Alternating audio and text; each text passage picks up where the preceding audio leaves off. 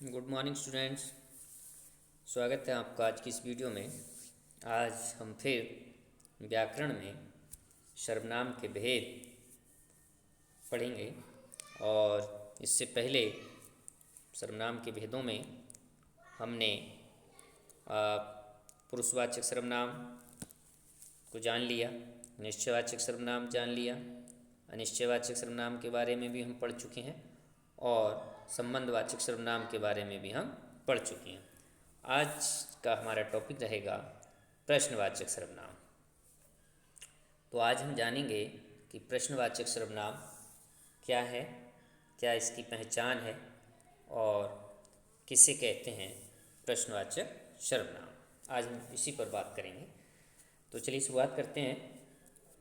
सबसे पहले बात, सर्वनाम किसे कहते हैं, सर्वनाम क्या है, प्रश्नवाचक सर्वनाम क्या है या प्रश्नवाचक सर्वनाम किसे कहते हैं, इसकी बात करेंगे। तो जैसे कि हम इसको इस तरह से परिभाषित कर सकते हैं कि जिन सर्वनाम शब्दों का प्रयोग प्रश्न पूछने के लिए किया जाता है वे प्रश्नवाचक सर्वनाम कहलाते हैं। अथवा हम दूसरी तरह से भी इसको परिभाषित कर सकते हैं कि आप पहले की बात कर लें। अच्छा, कि जिन सर्वनाम शब्दों का प्रयोग प्रश्न पूछने के लिए किया जाता है वे प्रश्नवाचक सर्वनाम कहलाते हैं। तो आप समझ ही गए होंगे कि सर्वनाम में संज्ञा के स्थान पर प्रयोग किए जाने वाले शब्द। तो ऐसे शब्द संज्ञा के स्थान पर जिन्हें प्रयोग किया गया हो और जिनसे कोई प्रश्न पूछने का बोध होता हो, या हम कह सकते हैं जिनसे प्रश्न पूछने का ज्ञान होता हो या प्रश्न पूछा जाता हो, तो वे प्रश्नवाचक सर्वनाम कहलाते हैं। दूसरी तरह से हम इसको इस तरह से भी कह सकते हैं कि जिन सर्वनाम शब्दों से किसी व्यक्ति, प्राणी, वस्तु या क्रिया व्यापार के बारे में प्रश्न का बोध होता है उन्हें प्रश्नवाचक सर्वनाम कहते हैं। अर्थात जिन सर्वनाम शब्दों से किसी व्यक्ति, कोई प्राणी, कोई वस्तु या क्रिया व्यापार के बारे में, यानी क्रिया में होने वाले कार्य के बारे में प्रश्न का बोध होता हो या प्रश्न का ज्ञान होता हो, तो उन्हें हम प्रश्नवाचक सर्वनाम कहते हैं। इसको हम ऐसे भी कह सकते हैं कि जो सर्वनाम संज्ञा के स्थान पर आकर प्रश्न वाक्य को प्रश्नवाचक बना देते हैं, यानी जो सर्वनाम संज्ञा शब्दों के स्थान पर आकर वाक्य को प्रश्नवाचक बना देते हैं वे प्रश्नवाचक सर्वनाम कहलाते हैं। अब देखिए, जैसे इनमें एक नोट करने वाली बात ये है कि सजीव संज्ञा शब्दों के लिए, सजीव मीन्स जिनमें जीवन होता है, सजीव संज्ञा शब्दों के लिए किसने, कौन का प्रयोग किया जाता है, जबकि निर्जीव मीन्स जिनमें जीवन नहीं होता, यानी हम कह सकते हैं कोई वस्तु के लिए क्या का प्रयोग किया जाता है।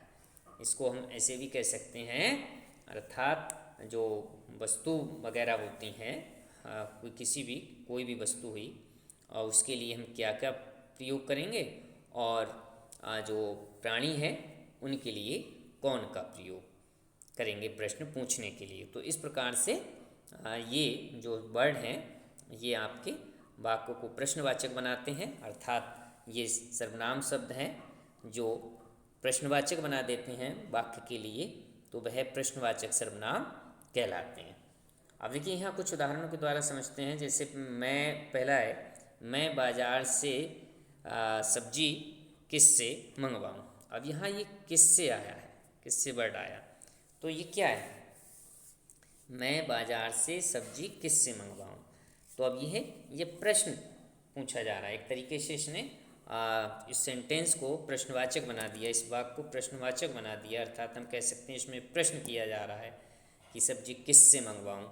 तो ये जो किससे शब्द है ये सर्वनाम शब्द है जो संज्ञा के स्थान पर प्रयोग किया गया है और ये प्रश्न पूछा जा रहा है, तो इसलिए ये आपका प्रश्नवाचक सर्वनाम का एक उदाहरण हो गया। इसी प्रकार से दूसरे में, अभी छत पर कौन कूदा था। अब देखिए, इसमें ये कौन वर्ड आया, कौन कूदा था, तो इसमें भी ये कूदने वाले के बारे में प्रश्न पूछा जा रहा है, कौन कूदा, तो ये आपका जो सर्वनाम शब्द है ये प्रश्नवाचक सर्वनाम कहलाएगा। इसी प्रकार से आधी रात को सहायता के लिए किसे पुकारा जाए, तो इसमें ये किससे जो वर्ड आया इसे भी ये आप प्रश्न पूछने के लिए प्रयोग किया गया है, अर्थात ऐसा सर्वनाम शब्द है जिससे प्रश्न बन गया ये और प्रश्न किया जा रहा है, तो इसलिए ये भी आपका प्रश्नवाचक सर्वनाम कहलाएगा। इसी प्रकार से आपने किस किस को सूचित कर दिया, अब बोलो कि तुम्हें क्या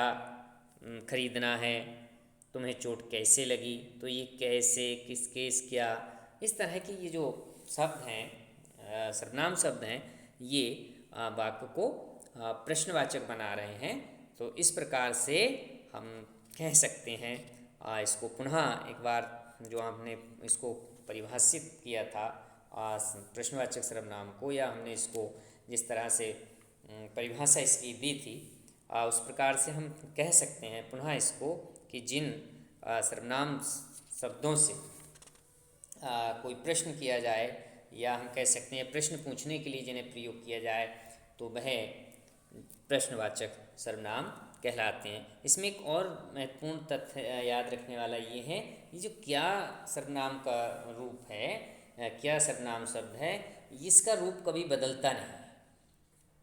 क्या जो हम प्रश्न पूछने के लिए इस सर्वनाम शब्द का प्रयोग करते हैं, ये इसका रूप कभी नहीं बदलता।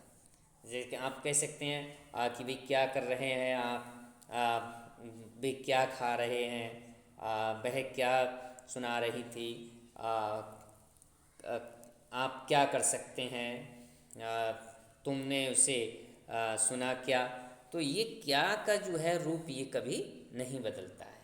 तो इस प्रकार से अब आप समझ गए होंगे कि प्रश्नवाचक सर्वनाम क्या है, उसकी आपको पहचान भी हो गई होगी, और प्रश्नवाचक सर्वनाम के बारे में आपने इसको समझ लिया होगा।